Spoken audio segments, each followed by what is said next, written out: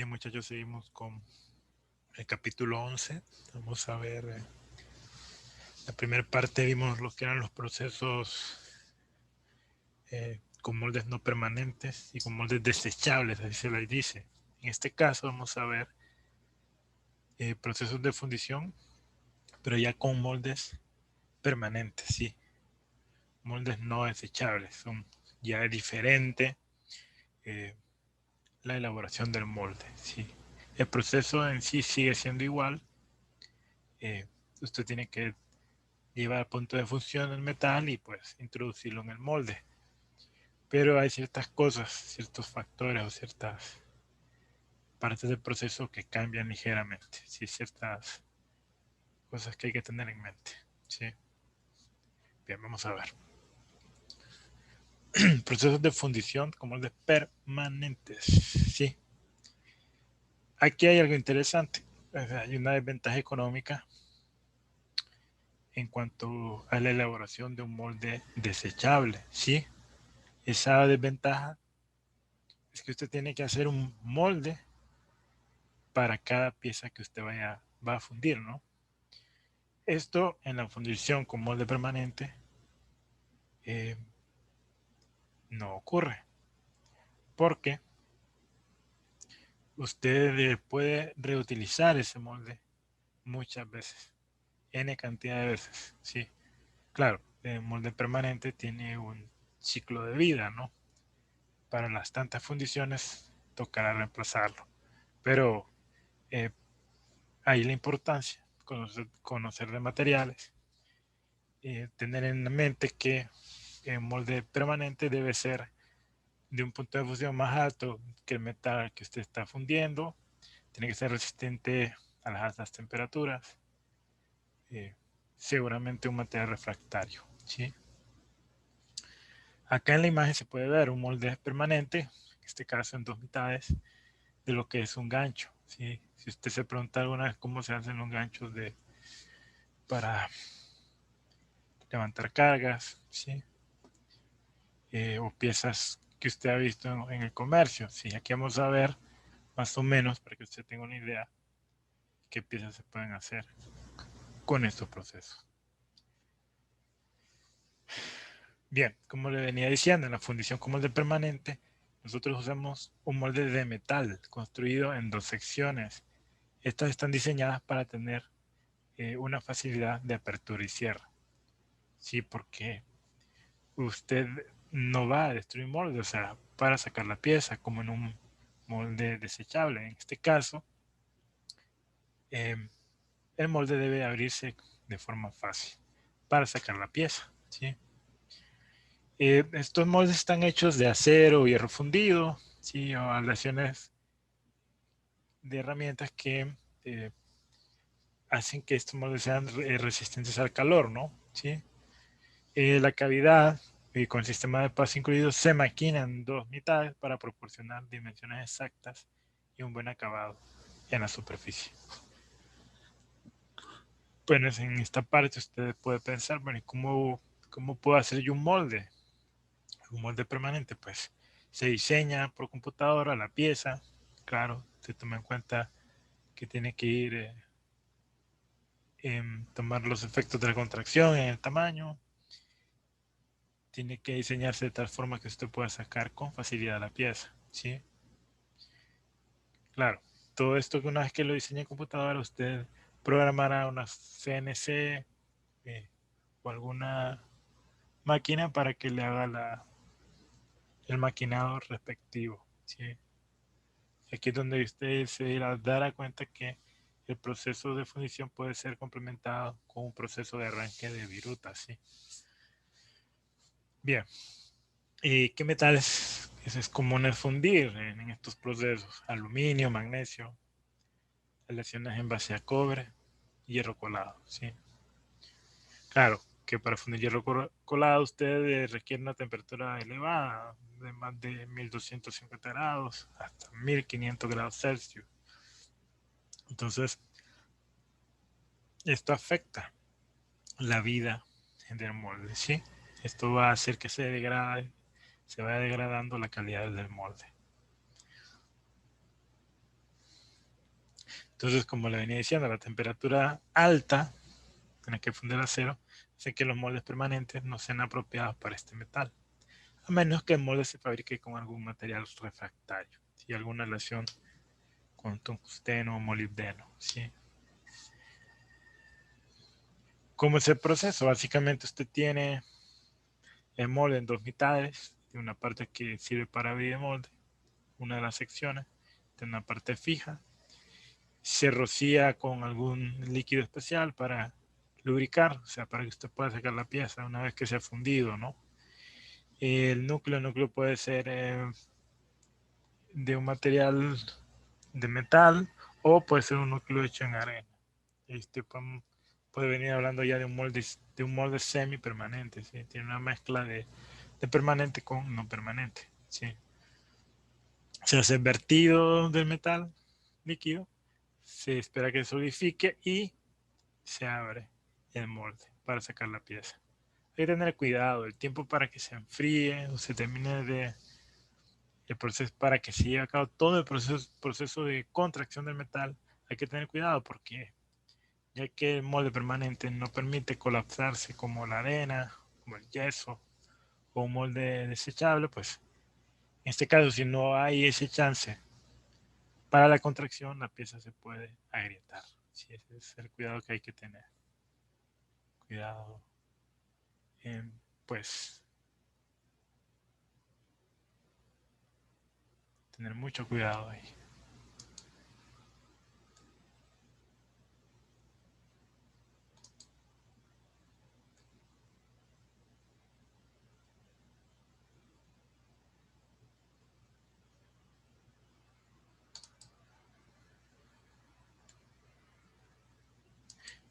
Bien, ¿cómo es el proceso de los moldes permanentes? Primero usted debe precalentar el molde, rociarlo con un recubrimiento en la cavidad, algún líquido que lubrique. El precalentamiento facilita que el metal fluya a través de los sistemas de paso, ¿sí? Hacia la cavidad. Y el recubrimiento ayuda a disipar el calor y lubrica la superficie del molde para que sea más fácil separar el producto fundido. O sea, como los moldes permanentes no dejan que el calor fluya hacia el exterior de manera rápida como en un molde desechable, porque acuérdense que la arena es permeable. Entonces, una manera de disipar el calor es usar ese lubricante, ¿sí? Y obviamente esto ayuda también a la extracción de la pieza. Eso hay que tomarlo en cuenta. Entonces, después del vertido, tan pronto como solidifica el metal, usted debe abrir el molde y retirar la pieza. No esperar que sea todo el proceso de contracción, ¿no? Como le decía, a diferencia del molde desechable, los permanentes no colapsan, por lo que deben abrirse antes que ocurra una contracción apreciable, ¿sí? En el proceso de enfriamiento. Sino esto hará que se agriete el metal, ¿sí? Porque este está queriendo regresar a un estado normal, a un estado en temperatura ambiente. Entonces, acuérdese que cuando se tiene caliente un metal, pues está en un dilatado, pues, y una vez que se enfríe en ese proceso de contracción, pues puede haber problemas, ¿sí? Bien, el retiro del núcleo del metal es difícil o imposible, sí. Hay que usar moldes de arena. Entonces, en este caso, al usar el núcleo eh, de arena, se puede hablar de un molde semi-permanente. ¿Qué ventajas tiene una fundición con molde permanente? Pues el acabado de la superficie y control dimensional está hecho es muy bueno. No es como en un molde desechable, ¿sí? La solidificación más rápida ocasionada por el molde metálico da un resultado de una estructura de grano más fina, ¿sí? Entonces, por lo tanto, se producen piezas más fuertes. El proceso se limita por lo general a metales con punto de fusión bajo, ¿sí? Por lo general usted fundirá aluminio, cobre, variaciones de aluminio, ¿sí? No metales de alto punto de fusión, no, son punto de fusión bajo. ¿Qué otras limitaciones hay? es en cuanto a la forma. Son formas sencillas en comparación con las que se funden con arena, ¿sí? Entonces, porque usted tiene que tomar en cuenta eh, que va a abrir el molde y va a sustraer la pieza fundida, ¿sí? Y claro, entre más elaborado el molde, más caro también. Bien, versiones de la fundición con moldes permanentes, sí. Tenemos distintos procesos. Tenemos la fundición en hueco. Este se produce um, al invertir, al voltear, por decirlo así, el molde, después de la solidificación parcial de la superficie, a fin de drenar el metal líquido del centro. Sí, entonces el espesor del cascarón o concha se controla por el tiempo, perdón, que se permite transcurra antes del drenado. O sea, básicamente, una vez que usted ha hecho el vertido de metal en este molde permanente, lo que hace es voltearlo, ¿sí? Darle un giro, y la parte interna que todavía no se ha solidificado se hace como un vaciado. Entonces, al final lo que queda es una fundición como hueca. Esto se usa para hacer piezas, eh, estatuas, ¿sí? Ese es el proceso que se usa, pedestales para lámparas, juguetes, ¿sí? Todos con metales de punto de fusión bajo, tales como plomo, zinc y estaño, ¿sí? Vea este ejemplo de acá. Este es del carrito, este es de una figura, ¿sí? Piezas que son decorativas, que se usan en el hogar de repente, ¿sí?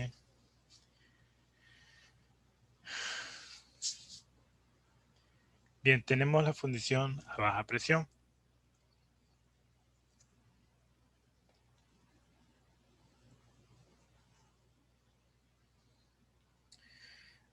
Bien, en un proceso básico de molde permanente y en la fundición en hueco, el flujo del metal hacia la cavidad del molde está ocasionado por la gravedad. Sí, o sea, usted hace un vaciado de metal líquido solo por efecto de la gravedad. Ahora bien, en la fundición a baja presión, el metal líquido se fuerza a pasar por la cavidad sujeto a baja presión. Estamos hablando de 0.1 megapascales. Desde abajo, de modo que el flujo es hacia arriba. O sea, ¿qué significa eso?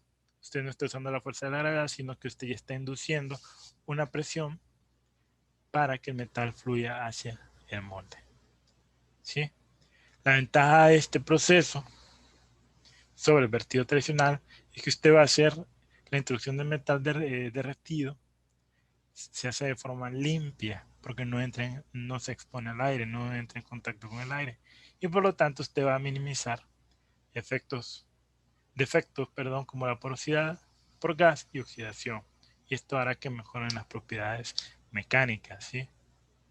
Aquí está un esquema, usted se fija, está cerrado todo esto, empieza a introducir presión dentro de la cámara. Este es el crisol o caldero lleno de metal fundido, líquido, y esto empieza a presionar,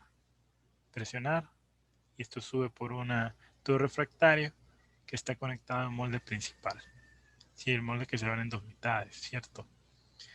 Entonces eso hace que se llene todo el molde sin tener contacto con el aire o el oxígeno exterior, que es lo que provoca que nuestras fundiciones se degraden, ¿sí? Por oxidación o provoca reacciones que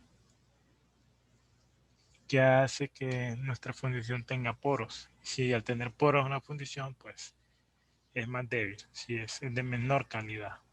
¿Sí? Si se fijan, este proceso es parecido, es más o menos parecido a lo que ocurre con la cafetera italiana, ¿se acuerdan? Que es una termodinámica, que una vez que calientan eh, el agua que está en la parte de abajo, este pasa de sólido, perdón, de líquido a gas, y el gas empieza a presionar el líquido que queda, y este sube hacia la cámara de arriba. Es parecido a la idea, ¿no? Eh, pues este es el proceso de fundición a baja presión. Si no usa el efecto de la gravedad o la fuerza de la gravedad para ser llenado del molde. En este caso, usamos una presión de 0.1 megapascales de aire. Esto impulsa o forza al metal fundido a entrar a este tubo refractario y hacer un llenado del molde. Sí, así tiene que verlo. Y como le decía, la ventaja que tiene es que el metal fundido no está en contacto con el ambiente. Entonces no va a tener esos defectos de la fundición. Tenemos la fundición con troquel. Creo que también se puede decir dados. Bueno, en este caso vamos a usar la palabra troquel. Ese es un proceso, ¿sí? De molde permanente, en la que se inyecta, ojo aquí, ¿verdad? Se inyecta a presión elevada el metal fundido a la cavidad del molde. Y estamos hablando de una presión elevada, no 0.1 megapascales, no. En este caso las presiones pueden oscilar entre 7 hasta 350 megapascales. La presión se mantiene durante la solidificación, ¿sí? Después de la cual el molde se abre y se retira la pieza. Los moldes para esta operación de fundido se reciben el nombre de troqueles, ¿sí? De ahí donde se deriva su nombre, el nombre del proceso. Bien, la característica más notable, sí, que diferencia este proceso es con respecto a las otras categorías de fundición, es el uso de una elevada presión para forzar el paso del metal a la cavidad del troquel. Si es una presión elevada, ténganlo en mente ahí. Acá está la máquina, pues es un esquema interesante.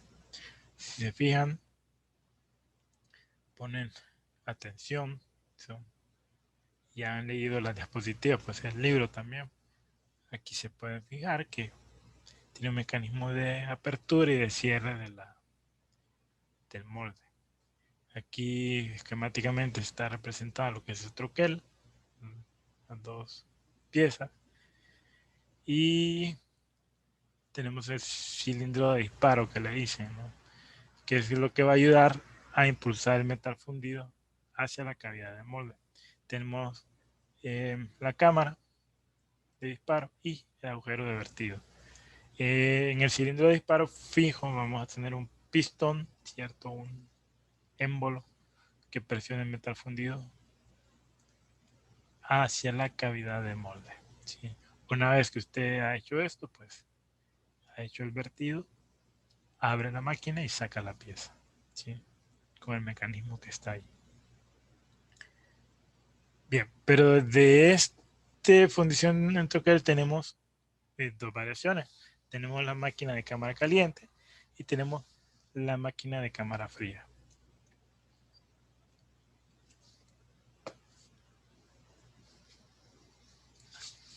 Bien, en las máquinas de cámara caliente, el metal se derrite en un contenedor.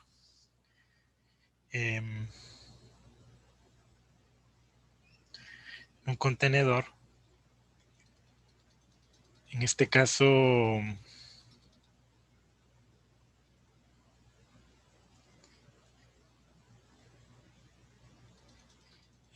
el contenedor está pegado a la máquina, ¿sí? Usted emplea un pistón para inyectar metal líquido a alta presión hacia el troquel. Sí, estamos hablando de 7 a 35 megapascales de presión, ¿sí? Se pueden producir hasta 500 piezas por hora. Imagínense una alta producción, cosa que en un molde desechable no va a lograr esa cantidad de piezas. Va a ser muy difícil, porque tendrá que invertir tiempo en hacer cada molde, ¿sí? En este caso, como ya está en molde, pues te lo usa. Puede fundir más rápido. Y ahí la razón de que, eh, aunque el molde sea caro, pues la alta productividad hace eh, que sea factible, ¿no? Invertir en hacerlo, ¿sí? En la fundición con troquel de cámara caliente planteó el reto, un reto especial en el sistema de inyección, debido a que gran parte de este se encuentra sumergido en el metal fundido. Ya vamos a ver la imagen esquemática. ¿Sí? Por tanto, este proceso está limitado a aplicaciones con metales de punto de fusión bajo, que no ataquen o no impongan ataque químico al pistón y otros componentes mecánicos. ¿Sí? Como que metales, zinc, estaño, plomo y en ocasiones magnesio.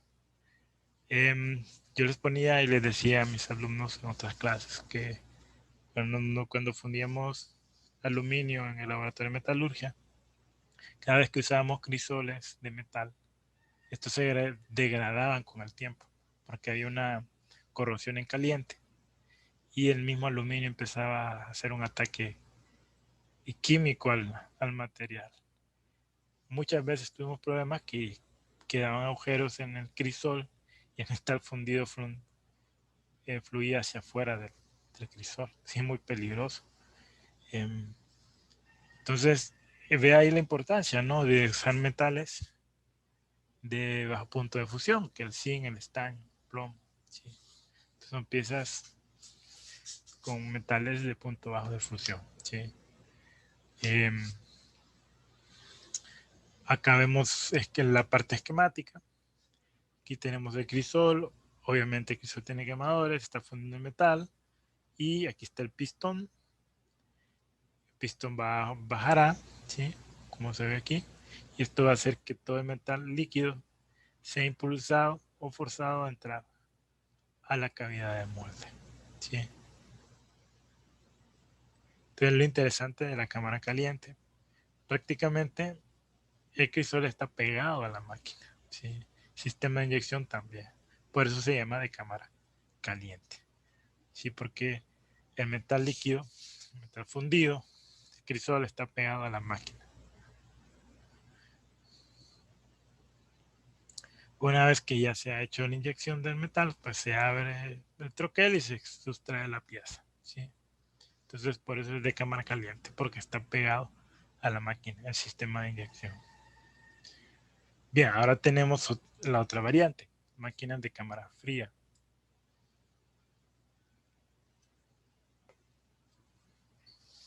En las máquinas de fundición con troquel de cámara fría, se hace el vertido del metal derretido a una cámara que no está caliente, ¿sí? Porque el crisol prácticamente donde está el metal fundido está parte de la máquina, ¿sí? Un contenedor externo, dice ahí. Entonces, igual se emplea un pistón para inyectarlo a alta presión hacia la cavidad del troquel. Tenemos presiones que pueden variar entre 14 y 140 megapascales.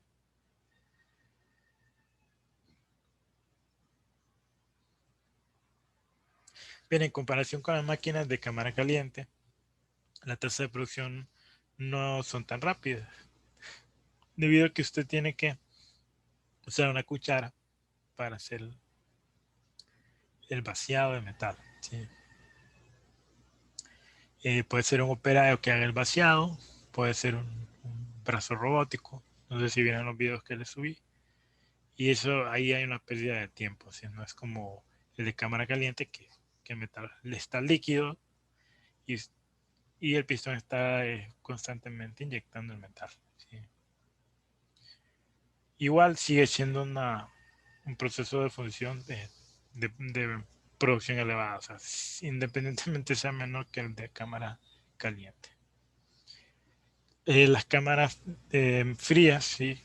Máquinas de cámara frías se usan por lo general para fundir aluminio, latón y magnesio. Sí, son metales de un punto de fusión un poquito más elevado que en el de cámara caliente. Sí, ya no está ese problema de que va a degradar el pistón, el sistema eh, de paso, en el sistema de inyección. Sí, o sea, no es tan agresivo como el de cámara caliente, que ahí está constantemente sometido a calor el pistón.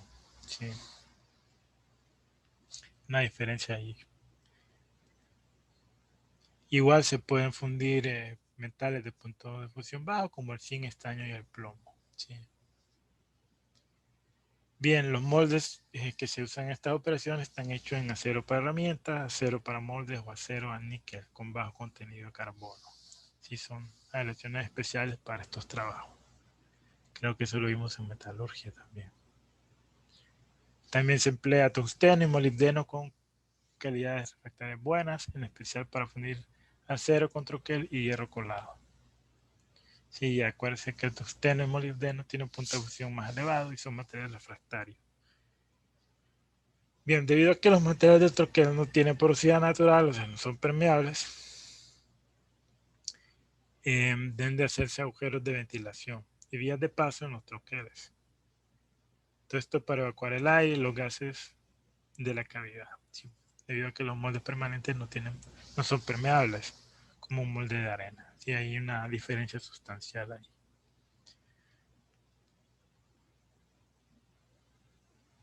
Bien. Bien, asimismo la fundición con troquel es común la formación de una rebaba, ¿sí? Que entra como metal líquido a presión alta al espacio pequeño entre la mitad de los troqueles, o sea, en la línea de separación o en los clavos alrededor de los núcleos y los pasadores de los eyectores. O sea, básicamente es que en la mitad del molde, o sea, en la línea de unión de las dos mitades, pues se forma esa rebaba. Entonces esa rebaba debe recortarse de la pieza junto con el bebedero y el sistema de paso.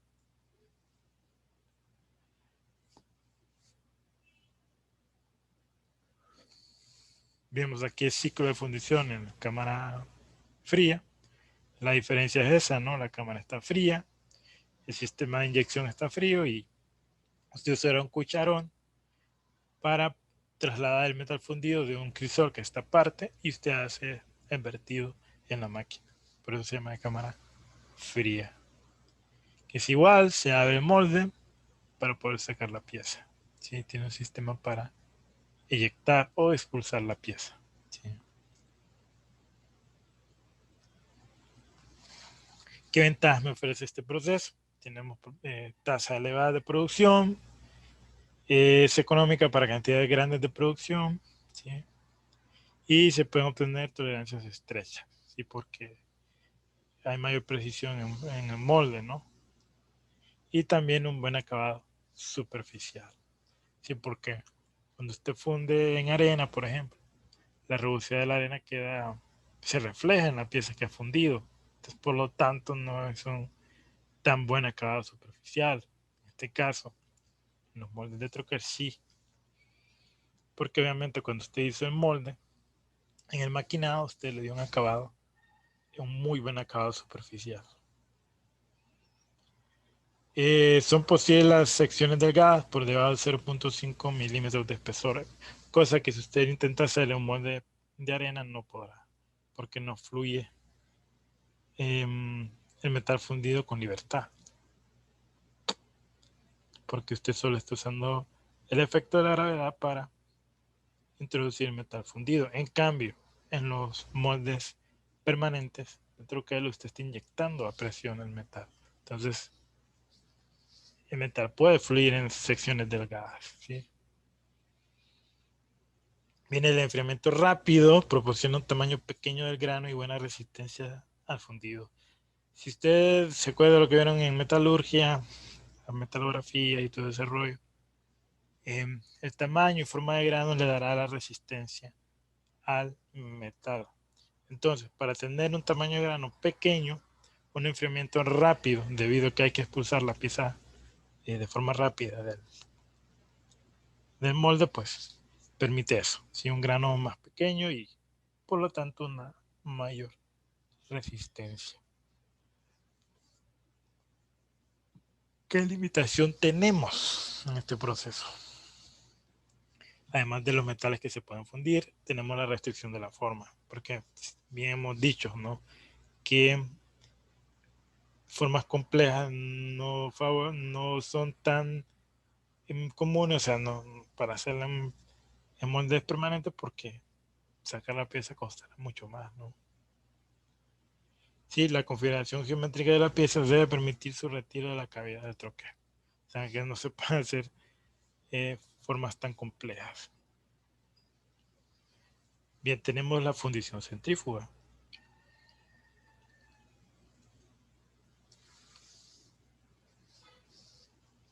qué se refiere.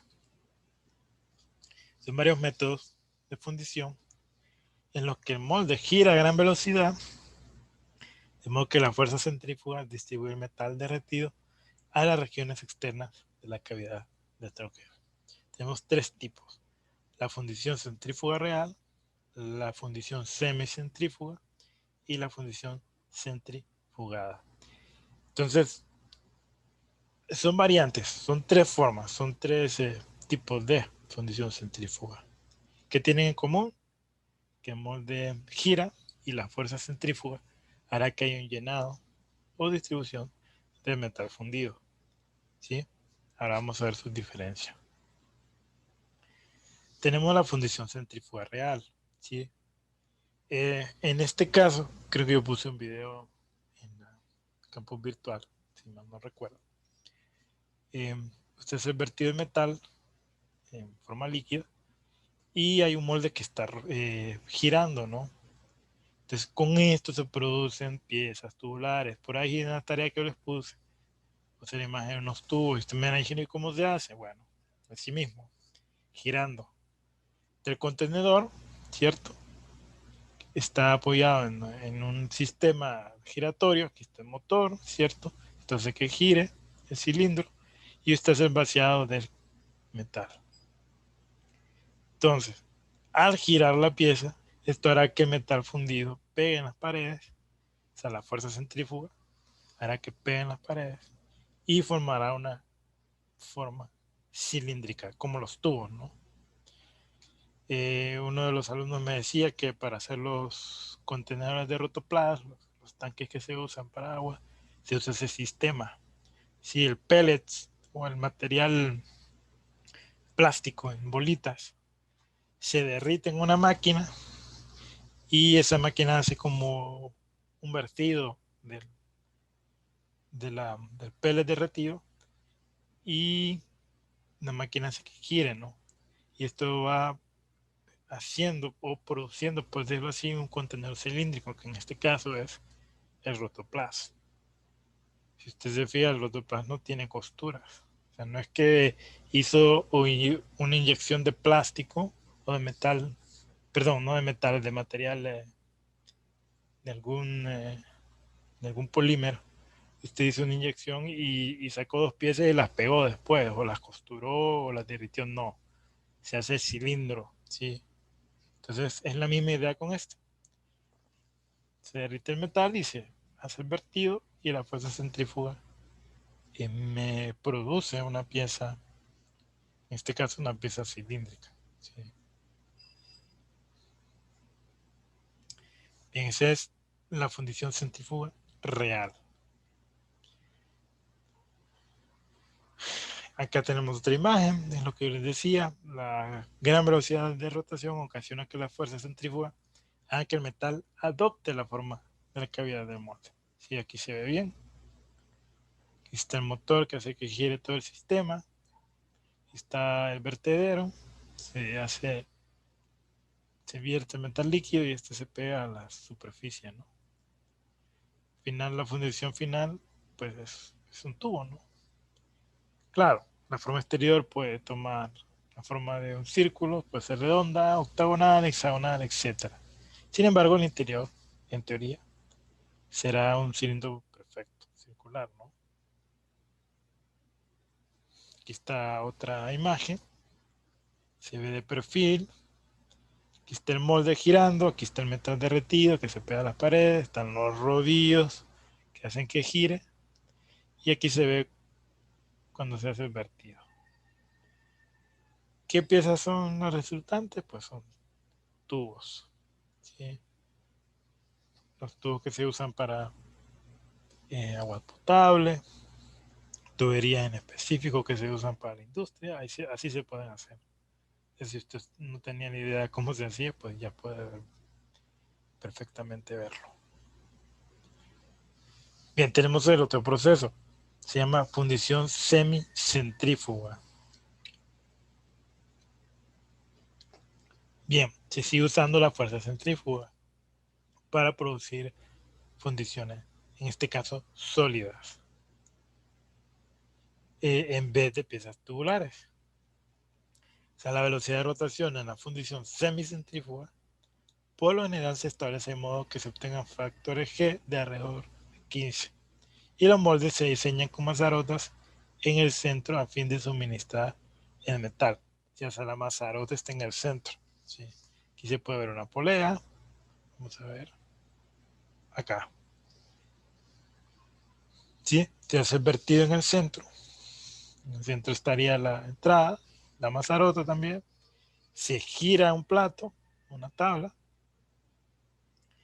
Y en la caja, pues, obviamente usted va a obtener una forma, eh, no será tubular, pero sí será una fundición sólida que tenga la forma circular. Puede ser una polea, ¿no?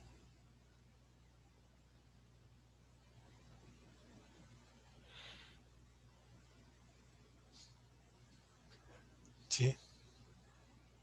Aquí está la otra imagen. Puede ser una polea como esta que está acá.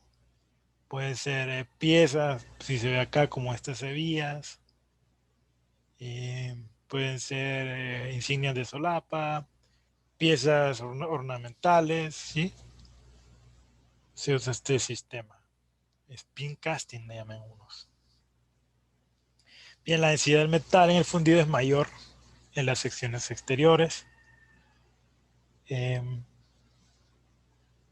el proceso se emplea con frecuencia para piezas en las que el centro de la fundición se maquina, por ejemplo la polea.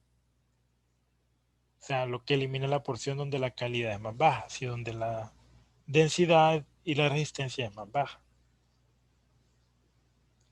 Y es lo que le decía, las fundiciones que se elaboran en este proceso son poleas. Y bueno,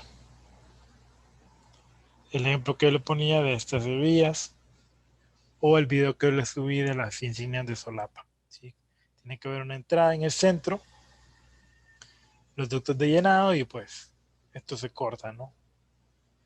Y el molde está hecho en un caucho vulcanizado para que resista la alta temperatura del metal fundido. Creo que ese video se lo subí al campus también, pueden estudiarlo. Bien, ahora tenemos lo que se llama la fundición centrifugada. Este molde está diseñado con las cavidades de la pieza localizadas hacia afuera, ¿sí? Del eje de rotación. De modo que el metal vertido en el molde se distribuye hacia ellas, también por medio de la fuerza centrífuga. Ahora bien, ¿qué diferencia hay con respecto a qué diferencia hay con respecto a la fundición semicentrífuga? Que en este caso no se requiere una simetría radial de la pieza, sino es necesario que sea asimétrica, como así ocurre en los métodos anteriores. O sea, aquí no necesita esa simetría, son piezas que no son simétricas. Si se ve acá, ¿no? Estas piezas que están aquí.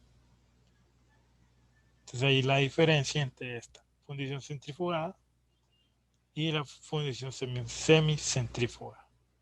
Ya puedo ir haciendo ahí las comparaciones. Bien, ya con esto, pues, eh, cubrimos la parte del capítulo 11, pues, lo que serían los moldes eh, permanentes, ¿sí? Para que tengan una mejor idea por una cuestión de la tarea. Vamos a hacer una tercera parte, siempre en este capítulo. Vamos a ver los tipos de horno y también los defectos que se encuentran en las fundiciones, ¿sí? Para que usted vaya teniendo una mejor idea. Faltaría el complemento del capítulo 10. Voy a desarrollar unos 3 ejercicios para compartírselos y ahí por ahí voy a sacar una segunda parte de la tarea que me van a entregar. Sí. Aquí lo dejamos hasta hoy, hasta ahorita y pues espero les haya gustado.